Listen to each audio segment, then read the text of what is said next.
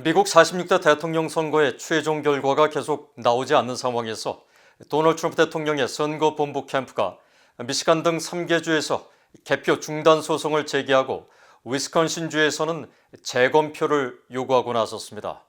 조 바이든 전 부통령은 승리를 확신하며 인수위원회 홈페이지를 개설하고 파리 기후협약 복귀 등을 선언했습니다. 함지아 기자가 먼저 보도합니다. 현재 공화당의 도널드 트럼프 대통령이 확보한 선거인단은 213명이고 민주당 조 바이든 전 부통령이 확보한 선거인단은 253명입니다. 바이든 후보의 대통령 당선 선거인단 270명 확보 가능성이 커지면서 트럼프 대통령 측은 4일 미시간과 펜실베니아, 조지아주에서 개표 중단 소송을 제기했습니다. 이 중 개표가 약 99% 이뤄진 미시간은 바이든 전 부통령이 2.8%포인트 차이로 사실상 승리했고 펜실베니아와 조지아는 트럼프 대통령이 앞서고 있지만 소송 제기 시점까지 바이든 전 부통령이 맹추격하는 양상을 보여온 곳으로 트럼프 대통령 선거본부 측은 투표용지 개표와 처리에 대한 투명성을 소송 이유로 들었습니다. 빌 스테피언 트럼프 대통령 측 선거대책본부장은 미시간과 펜실베니아 내 개표소에서 투표용지 개봉과 개표 과정을 참관하는 데 있어 주법이 보장한 의미 있는 접근권을 보장받지 못했다고 주장했습니다.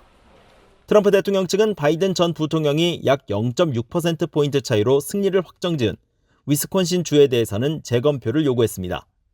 이들 4개 주에 배정된 선거인단은 모두 62명으로 대통령 당선 요건인 270명 확보를 위해 박빙 승부를 펼치고 있는 두 후보의 승패를 좌우할 수 있습니다. 트럼프 대통령은 4일 새벽 연설에서 우편 투표 개표 등을 문제 삼으며 소송 가능성을 시사했었고 이후 트위터를 통해 자신이 이기던 곳에서 놀랄만한 투표용지 더미가 개표되면서 이 우위가 마법처럼 사라지기 시작했다고 주장했습니다. This is a major fraud in our nation. We want the law to be used in a proper manner. So we'll be going to the U.S. Supreme Court.